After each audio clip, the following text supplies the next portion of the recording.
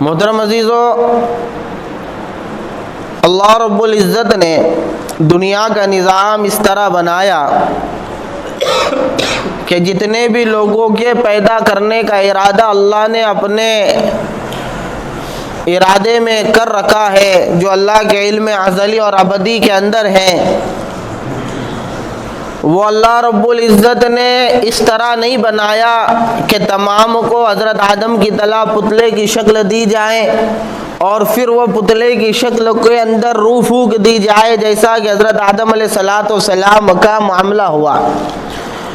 کہ اللہ رب العزت نے حضرت آدم علیہ السلام کا پتلا بنایا مٹی سے۔ قرآن کہتا ہے کہ مٹی سے پیدا کیا، یعنی حضرت آدم علیہ السلام کو مٹی کا پتلا بنایا، پھر اس کے اندر روح ڈال دی۔ خلق الانسان من صلصال، کہ کھنکھناتی ہوئی مٹی سے انسان کو بنایا، ٹھیک ہے، پھر روح ڈال دی۔ تو اللہ رب العزت نے تمام انسانوں کی پیدائش کا نظام حضرت آدم کی طرح نہیں کیا، بلکہ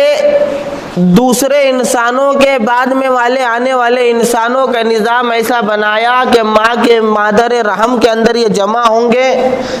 نطفے سے گوشت کا لوتڑا بنے گا، گوشت منجمد خون بنے گا، پھر گوشت کا لوتڑا بنے گا، پھر پورا جسم بنے گا، ہڈیاں بنیں گی، اس پر چربی آئیں گی،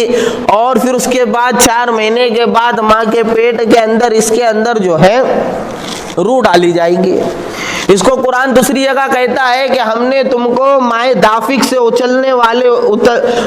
والے پانی کے قطرے سے بنایا، جس کو منی کا قطرہ کہتے ہیں۔ اب پھر یہاں پر سوال یہ جو پیدا ہوتا ہے ذہن میں کہ قرآن یہ بھی کہتا ہے کہ تم کو مٹی سے پیدا کیا گیا، اور یہ بھی کہتا ہے کہ تم کو نطفے سے پیدا کیا گیا، تو ابتدائی انسانیت وہ مٹی سے ہوئی، اور اس کے بعد سلسلہ نطفے سے چلا، کہ شروع کیسے ہوا؟ مٹی سے، اصل مٹی ہے وہ، پھر اس کے بعد نطفے سے۔ دوسرا علماء کرام نے لکھا ہے کہ آدمی کے جسم میں جو نطفہ تیار ہوتا ہے وہ بھی مٹی کے راستے سے ہی ہوتا ہے، کہ مٹی کے راستے سے جو اس کو غذا ملتی ہے، پانی ملتا ہے، اسی کی آگے شکل جو ہے نطفے کی بنتی ہے۔ بہرحال حضرت آدم علیہ السلام کی پیدائش کا جو نظام اللہ نے بنایا کہ مٹی سے پتلا بنایا، اس میں روح ڈال دی، تو تمام انسانوں کا ایسا معاملہ نہیں کیا، بلکہ اللہ رب العزت نے اب نظام بدل دیا۔ نظام کیا بدلا کہ اب آدم کے صلب کے اندر جو منی کے قطرے ہیں، اس کے ذریعے سے جو ہے انسان کو آگے بڑھائیں گے، لہذا انسان کے ذریعے سے دنیا کے اندر وجود میں آئیں گے۔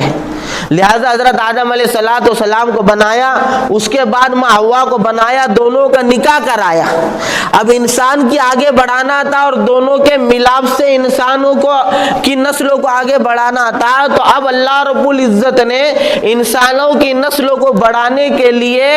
ایک عمل کو زندہ فرمایا اور جاری فرمایا، اس کو نکاح اور شادی کہتے ہیں۔ اسے قرآن کہتا ہے یا ایھا الناس اتقوا ربکم الذی خلقکم من نفس واحدہ، کہ اے انسانوں ڈرو اپنے اس پروردگار سے جس نے تم کو ایک نفس سے پیدا کیا۔ نفس کون ہے؟ وہ حضرت آدم علیہ السلام۔ نفس کو پیدا کیا مٹی سے، اس میں روح ڈالی، اور تم کو من نفس، ایک نفس سے، اس نفس سے پیدا کیا، یعنی نطفے کے ذریعے سے، ٹھیک ہے۔ وَخَلَقَ مِنْهَا زَوْجَهَا، اور اسی سے اس کی زوجہ کو پیدا کیا، یعنی انہی کے حضرت آدم علیہ السلام ہی کے مٹی سے جسم سے نکال کر ماں حوا کو پیدا کیا۔ اب احکام یہ جاری کر دیے کہ حوا یہ بیوی ہے اور آدم یہ جو ہے شوہر ہے۔ اب یہ دونوں کا نکاح ہوا، اور دونوں کے ملاپ سے اب جو ہے وَبَثَّ مِنْهُمَا رِجَالًا كَثِيرًا وَنِسَاءً، اور دونوں کے ملاپ سے مرد اور عورت جو ہے دنیا کے اندر پھیلا دیے۔ پھر مرد آئے، پھر عورتیں آئی، پھر دونوں میں آپس میں نکاح ہوا۔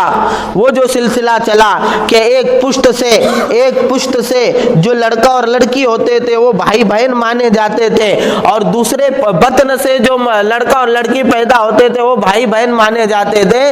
اور آج جو لڑکا ہوا ہے، کل پیدا ہونے والی لڑکی سے اس کا نکاح ہوتا تھا، اور کل پیدا ہونے والی لڑکی کا آج کے لڑکے سے نکاح ہوتا تھا۔ اس طرح دو بطن میں قراؤ سے نکاح ہوتے تھے، تھے، اور اس طرح سے سلسلہ چلتا گیا اور نسلیں بڑھتی گئی، لہذا دنیا میں جتنے بھی انسان ہیں یہ سارے انسانوں کا سرا حضرت آدم علیہ السلام سے جڑتا ہے، لہذا سارے انسان کے پہلے باپ اور پہلی ماں وہ حضرت آدم اور ماں ہوا ہے۔